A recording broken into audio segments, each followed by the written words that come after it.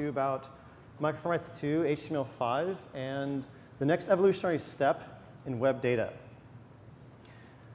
So before I get into the content of the presentation, I want to let you all know that all the text and code and everything in my presentation is Creative Commons licensed with attribution. So if you find any of it useful and want to quote it, copy it, or reuse it for your own purposes, please feel free to do so. The second thing I've set up is an Etherpad. So if any of you have questions or thoughts you think up or just want to like scribble down some notes, maybe even collaborative note-taking, feel free to go to etherpad.mozilla.org/HTML5 microformats. Hopefully that's memorable enough to type in. And go ahead and start typing. I've got some boilerplate in there. Go ahead and add yourself in if the Wi-Fi is working. Is the Wi-Fi working for folks? Excellent. OK, great. So I'm going to talk about 3 general areas in this presentation. The first is, where are we at microformats today? So microformats have been around since 2005. And there's a lot that they've come pretty far. What challenges and lessons have we learned over the past 8 years? It's been quite the ride in web data in general, actually. And then where are we today? What's the latest and greatest things you can use today with both MicroFormats2 and HTML5 and in combination, which is even more powerful? So microformats today. How many of you publish microformats on your websites today that you know? Show of hands. OK, looks like about a quarter, a third of you out there. Great. Well, there's a site called the Web Data Commons. And what they've done is they keep crawling the web and looking for different pieces of structured data. Of the sites that they have found that have structured data, 70% of those have microformats. This is from their 2012 crawl. They haven't done a 2013 crawl yet, as far as I know. But that's quite a bit. So if you look at this pie chart, like this upper right-hand corner, they're kind of calling quote-unquote RDFA. Most of that is Facebook Open Graph Protocol structure. And then you've got a lot of microformats. That's sort of like the majority of the dark orange area. And a little slice of microdata up here. But the vast majority of structured data on the web is microformats today. And we'll go into some of the reasons for that. Actually, 2 of the big reasons for it, I think. And these are the principles of simplicity and openness. So the simpler you make something to use, the more people are going to use it. That's a fundamental usability axiom. And the more open you make it, more people will use it. Anyone here that works with open source, creates open source, shares open source, knows that as well. And these are really, if you look at sort of like the foundation of the web started because of these 2. Right? Tim Berners-Lee did not set out to design the ultimate markup language for all possible problems and solutions and everything. No. He created HTML. He made it really simple. And he also put it out there for free. So there were no patents attached to it. He put it out there with a free license. Anyone could use it. So we've done the same thing with microformats. And as a result, we've actually built up quite a big community. Every single contribution to the site is contributed under public domain, which means that we're the biggest standards community and longest standing standards community and organization that literally decides to put all of its work, all of our research, all of our specifications, everything into the public domain, which means that anyone can take it and fork it, potentially. Anyone can include it in a book they want to publish. They don't even have to ask us permission to do so. We think that's really powerful. One of the side effects you get of that is that when people know that what they're contributing is to the public domain, that it's not going to be taken over by someone, you get a lot of contributions. In fact, you get a lot of contributions worldwide. So we're up to 18 different translations in various states of progress on the Microformats wiki. And so you can see those today. And a few of those just happened last year. So I'm pretty happy with that. If you speak a language and it's not listed there, feel free to go ahead and start. Anyone can create an account in the wiki. Anyone can contribute. It's very much sort of a GitHub style, but more accessible, because MediaWiki is a little bit easier than GitHub, way of doing standards in community. So, but there's a lot going on in HTML5. My goodness, there's 8 simultaneous tracks, and you guys chose to come to this one. So thank you. I appreciate it. However, there's so many things. If you're trying to build a web app today, how many different things do you have to learn and implement? Right? If you saw Christian's keynote this morning, all those different web APIs, there's all the different pieces of CSS3, different CSS3 modules, so many different features in HTML5. So why web data and microformats? Why is it something that, you guys are all here for a reason, And I want to just give you a few of I think, the key reasons. The first is just simple, making your life easier. So with microformats, if you're structuring your page, giving a set of class names that already say what the different structures are takes care of designing those for you. But more to the point, you want to do things that actually affect the user. So you can do really simple things with microformats quickly that are useful, like add context to your address book or add the events to the user's calendar. Third, almost every single site out there is worthy of having an API. Okay? At least a read-only API. And with microformats, it's the fastest way to actually put your data on the web, accessible via JSON to consumers of data. And that's really powerful. And it's a lot less work than coming up with another XML file, another XML format, another URL, all of that. No, if you're a web designer, you can add microformats, and all of a sudden, you've got data on your site. But what happened almost 4 years ago now is that Google started actually displaying data from microformats in their search results. And that's a pretty big deal, because all of a sudden, everyone's worried about what do your search results look like. Now that they've been doing that for several years, there's been a lot of uptake of microformats to do that as well. And actually, Bing and Yahoo and Yandex are now also supporting microformats in their display search results. So that's another solid reason to just put them in there. And lastly, there's this growing long tail of sites that are consuming microformats. Remember I said it's like a cheap, dry API? Turns out if you publish your information as an API, as data that anyone can build upon, people do build upon it. Right? If you publish, they will build it.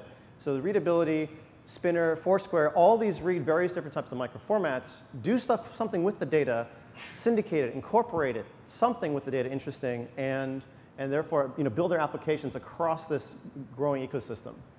So that's the why. Now, the which microformats is an interesting question.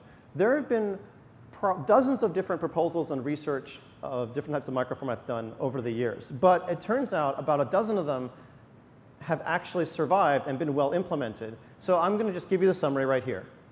Okay, HATOM, which is a microformat for syndication, any kind of date timestamped content, lots of different consumers of that. HCARD for contact information, organizations. Every single website has an about page. You should have that marked up on the HCARD, right? Because it's getting indexed by search engines. There are tools that operate on it. There are client-side tools, browser tools that operate on it, consume it. Similarly with events, HCalendar for events, same idea. All these tools and search engines index it, do things with it, allow users to add to their calendars. This is an interesting one we just started seeing last year, HMedia, which has been a stable microformat for a while, but just last year we noticed that Google has started indexing it, which is actually, I think even just a couple of months ago. It started showing up in the Webmaster dashboard. Any of you use the Google's Webmaster dashboard to check out what it does on your site? So if you look at what structured data that Google's finding, they've started to say, hey, we found some HMedia. I have no idea what they're doing with it, but they are clearly parsing it. So HProduct is a big one. Lots of e-commerce out there. Obviously, search engines want to help you find products and search for them, so that's an easy one. Recipes was a surprise. So this was a microformat that was built almost as like a hobby, because there's just like a lot of individuals that want to publish and share recipes on the web, and so they developed a microformat to do so. It turns out Google decided to build a whole search engine based on HRecipe, and the other search engines followed. HResume. It turns out people like to get jobs, and people like to hire people. So resumes have been also one of the biggest sort of ecosystem microformats that have been put out there and published by lots of sites like LinkedIn, and then consumed by libraries. So there's this Magix company that's built a library that consumes HResumes that they've licensed out to dozens of different clients that are looking to bring in information about jobs, about job prospects.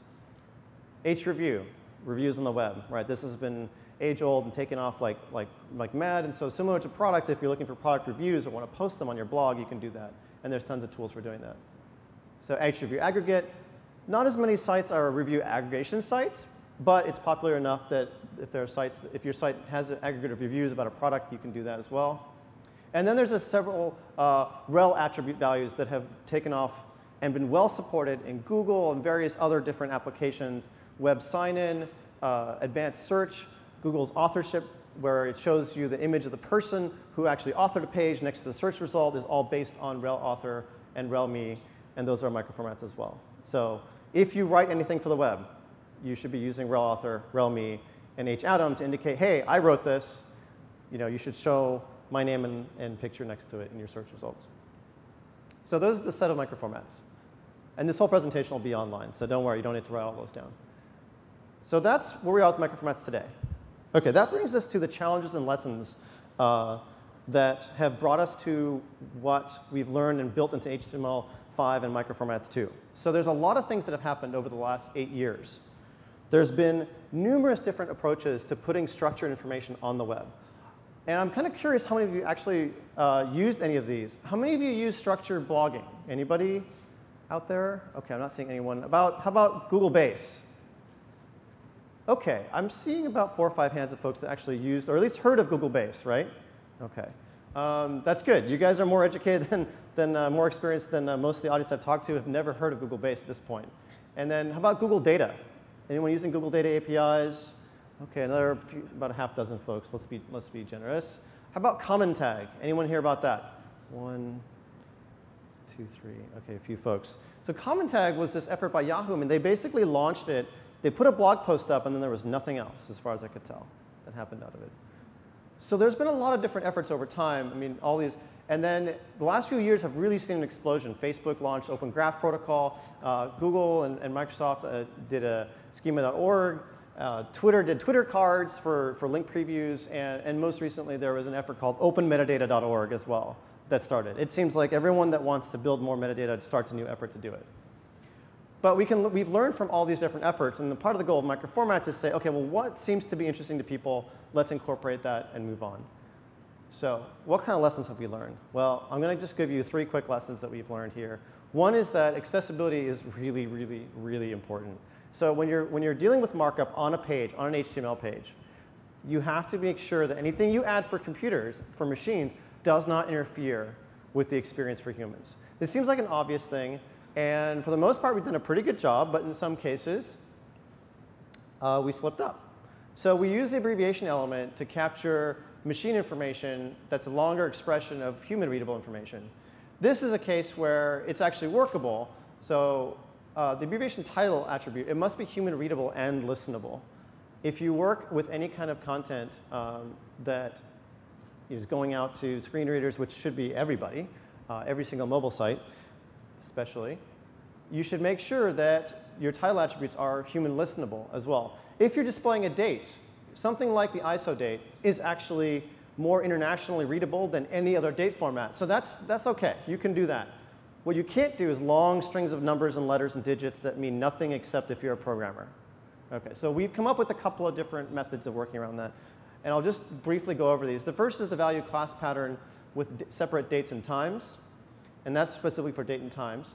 The second is the value class pattern that uses the value title class name as well, which separates human-readable information and machine-readable information into an empty span so that it does not affect the user experience at all. We've tested this with various different screen readers. It's not a problem. We know it works. So but note that separate data should be the exception. Anytime you put data in 2 different places that's the same thing, there's a chance it's going to diverge over time and it's going to become corrupt. But sometimes you have no choice. You have to present one thing and then give the machine something else that they can understand. The second big lesson that we've learned over time with microformats are class collisions and the losses of microformats from sites.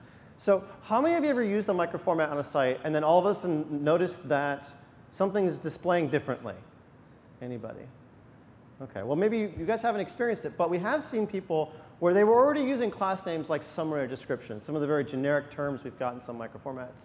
So when they added their microformats, they all of a sudden got effects that they didn't want to see. The second problem happens that you'll have a designer that knows microformats that comes in and adds them, or a developer to a site. All right, well, a site goes through a redesign. They rip out all the class names in the CSS and everything and do a redesign. What happens? All the microformats disappear. Because they're like, oh, I don't know what these class names are. They don't seem to do anything. There's no CSS for them, right? OK. So what we've come up with, and this is more in MicroFormats2, is prefix class names to make it clear, hey, these are special. These are part of microformats. And so that'll increase the chance that people will take a minute and wait and notice, hey, wait, maybe this is something I should hold on to and keep for data reasons. The other thing it does is it avoids collisions. So by having these little special prefix names, it means that your style rules that are using your class names, which can be whatever words you want, are unlikely to collide. Right? We've done a lot of research, and these prefixes are just not in use outside of microformats. And lastly, one of the awesome benefits is it actually enables generic parsing. And this is, I'll talk a little about what generic parsing has brought us with microformats. So the last problem that we encountered with microformats is too much markup. So how many of you would try to add microformats to a page and be like, oh, but I don't want to add all these spans and divs and everything? OK. Yeah, you guys know this problem, right? So you may have seen markup. You may have had to add markup like this, where it's like, just to mark up a single person's name, it takes me 2 elements and 2 class names. That's too much. I shouldn't have to do that. Or if I'm marking up an entire middle name and last name and first name, it takes even more. Now, this is a lot of class names, a lot of markup. The funny thing is, if you try to do this with microdata or RDFA, it won't even fit on a slide.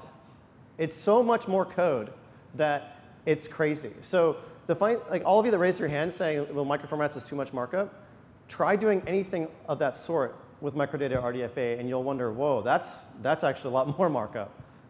Doesn't matter. We can do better, right? It doesn't matter if the alternatives aren't doing as good of a job. We can do better. So that's what we've done. In MicroFormats2, with a single element, you can mark up common examples. In fact, most cases, there's already an element for a person's name or a hyperlink, and all you have to do is attach one class name. So by attaching a class name to that, the MicroFormats2 parsers know how to pull out a person's name or name of an object, URL of an object, or the photo of an object. And this handles so many common cases of markup on pages that we think this is the lightest way to get data out of a page.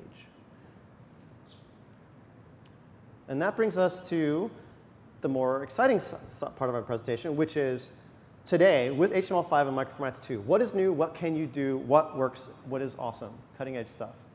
OK, how many of you have published HTML5 or HTML data tables at all? Anybody? OK, this is a more solid markup crowd than most. I like to see that. Did you know that there's actually a Google search engine like display benefit to doing so? Has anyone done that? So what happens? And let's see if the network connection is working here. I can show you a sample. So this is an HTML5 table. It might not look like a table, but it actually is a table.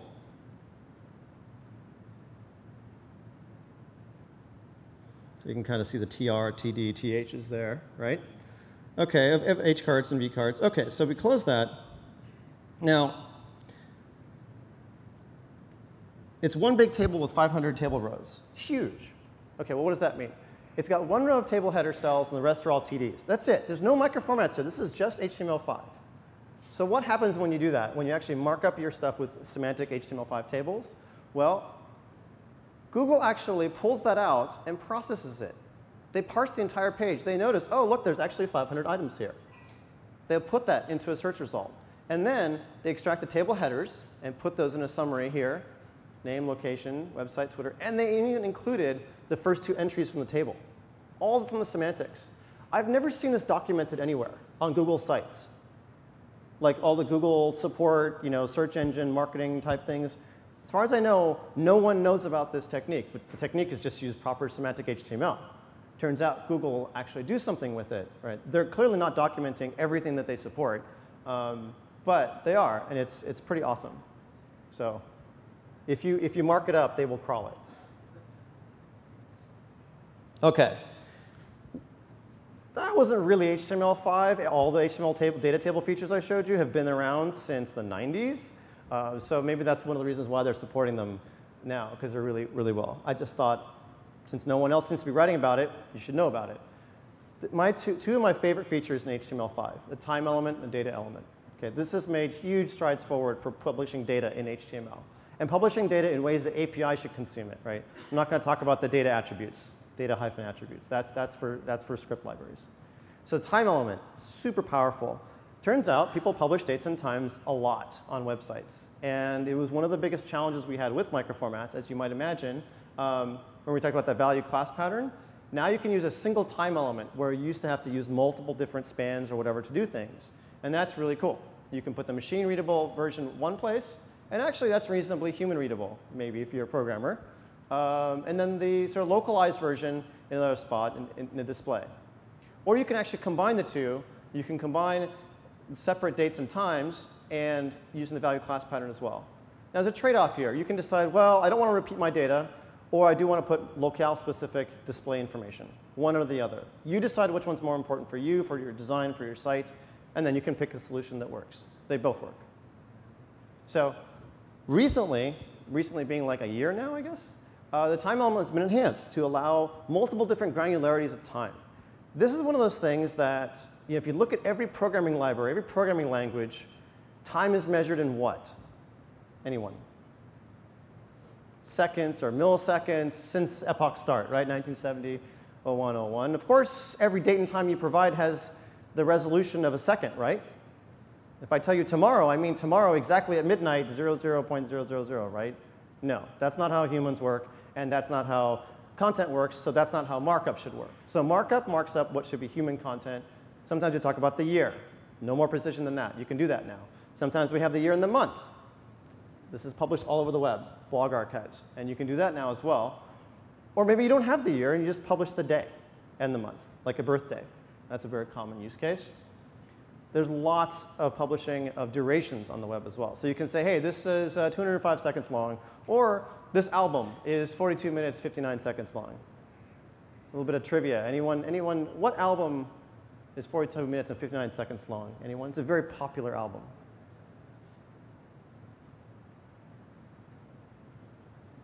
It's Pink Floyd, The Wall. So I haven't quite tried the Wizard of Oz Pink Floyd thing yet all the way through, but I've heard that that has some interesting synchronicity.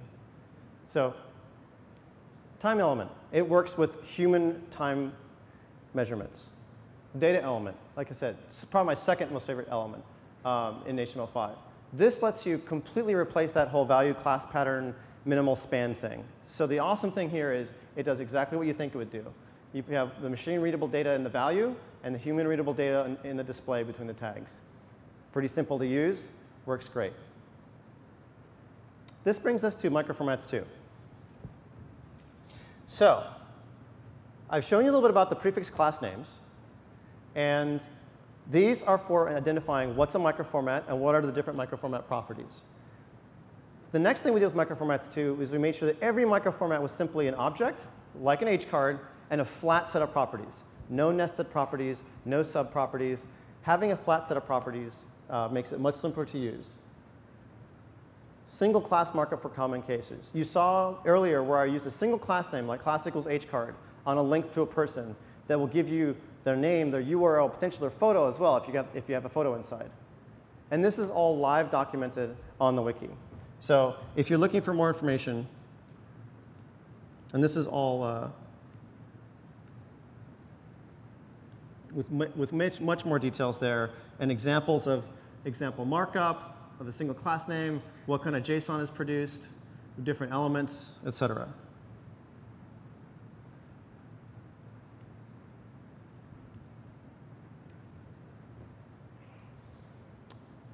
MicroFormats2 has come a long way in the last year. In the last year, we saw the emergence of 3 different MicroFormats2 parsers and a test suite as well.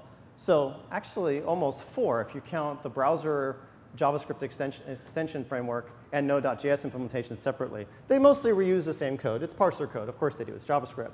But they have just enough to handle the different environments. And we have a fully compliant PHP parser, and there's a Ruby parser in progress as well. Anyone here code Python? Well, you've got the opportunity to help contribute to advancing microformats and actually produce a Python parser. From what I understand, it should be less code than Ruby or PHP, right? So I hear. OK. Well, let's see it. Awesome. The point is there's a test suite. There's interoperable parsers. You can test your work against these existing open source projects, and you can make them all work. They're pretty awesome. And almost all have like front ends that you can use as well to test things. So for example, microformats node. You type in a URL, you get microformats back in JSON there. The PHP version has got a little HTML area that you can type in. You can check a few options and do things there as well.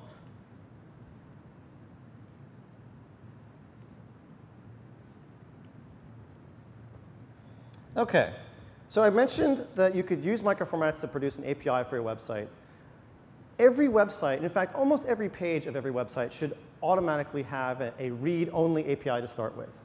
And if you use microformats, if you mark up your page with microformats, so you have a set of people, then you get that API for free. You don't have to actually add it as a development task. You don't have to add a separate URL. Oh, how do I get this in JSON form? Because if you have it in microformats, you mark this up like that. You run it through a parser, and you get that. So you get a set of items. So each one of those people is an H card. They've got name, URL, note, categories, photos, everything back as JSON. Consume it with whatever JSON parser libraries you have in whatever language you want. And then you can get any page with microformats as data. This is incredibly powerful. Once you've written an API, a consumer for the JSON microformats like that for one page, then it works for every page, right? It's the power of standards. Once you've written to consume a standard, you know that anyone that publishes that standard, you will also interoperate with, right? The flip side of that is you can write custom code to handle Twitter's API. You can write custom code to handle Facebook's API. You can write custom code to handle app.net's API. You can write custom code to handle, I don't know, who's the flavor of the week? Anybody? LiveJournal? No, they actually support open standards. I don't want to pick on them. Anyone else? But the point is, if you consume microformats, you get all those and more. And this is what's on the horizon. So Christian talked about what's going into Firefox OS and all the different APIs, web APIs support. Among the things that we're building into there is consuming microformats. Okay. How many of you gone to a website and had found contact information on the website and been like, wow, I have to copy paste this or retype this in to my address book? Turns out in the mobile, it's far more important, even than on desktop, that you can one-click add contact information or event information to your address book on your phone or to your calendar on your phone. So we're going to be parsing microformats in Firefox OS so that users can immediately add those. Okay. Obviously, we're going to start out with contacts and events, but I don't see any reason not to parse them in general, because who knows what APIs and what applications people are going to build. It's exceptionally powerful. So this is coming. OK.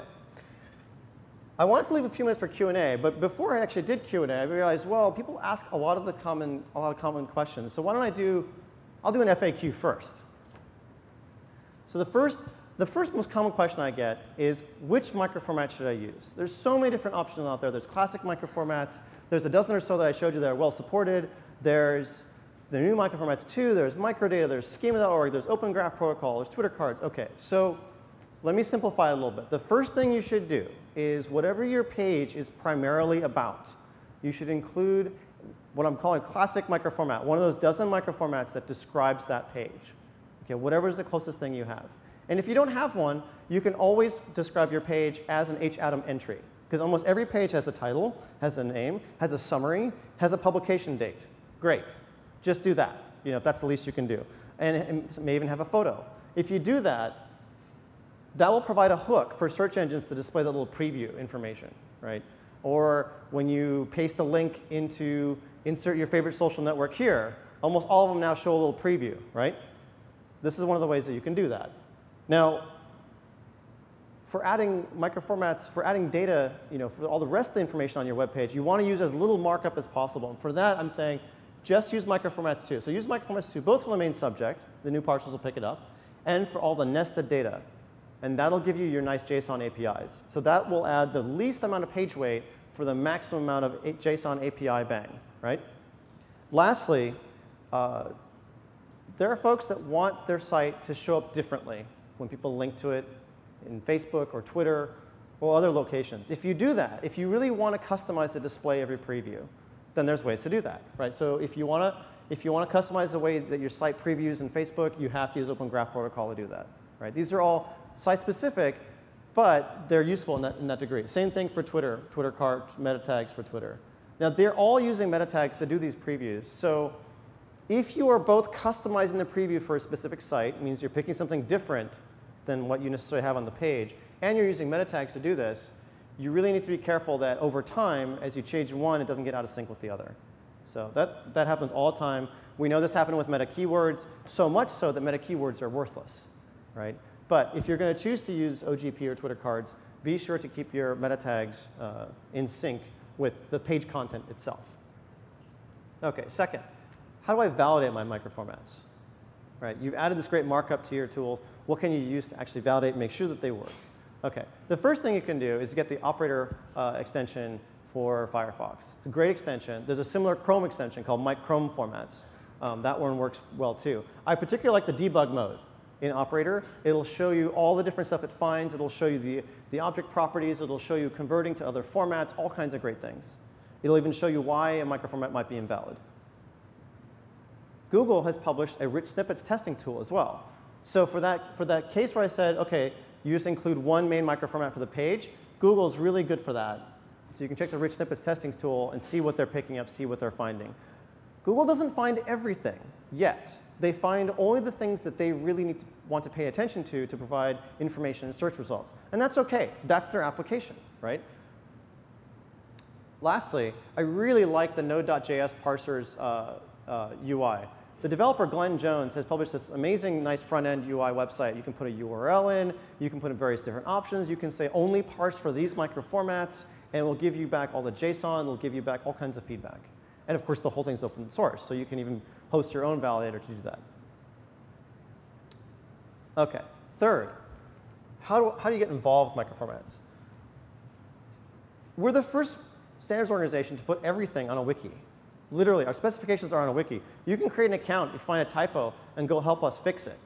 Right? This is unheard of. If you look at other standards organizations, W3C, IETF, anyone else, there's a huge process to go through to get changes made. Even the folks that are on the working groups. Right? I'm on working groups at W3C. If you want to publish a new draft, it takes you at least a week. No joke. Now, there's the What Working Group that has a nice Git-based specification repository, which is a great advancement. And so they just update their specs all the time. But this one's a wiki, and we basically assume, hey, if you're creating an account, we're going to assume that you probably are doing the right thing and not the wrong thing, sort of Wikipedia style. So far, it's worked out OK. Yes, we get some spam sometimes. We clear it out pretty quickly. And I would rather clear out a little bit of spam once in a while and have a lower barrier to participation than make it so hard to participate that people don't participate. So code microformats into your markup. Right? We talked about how to do it for your API, for search engines, for link previews. It's obviously a great way to participate.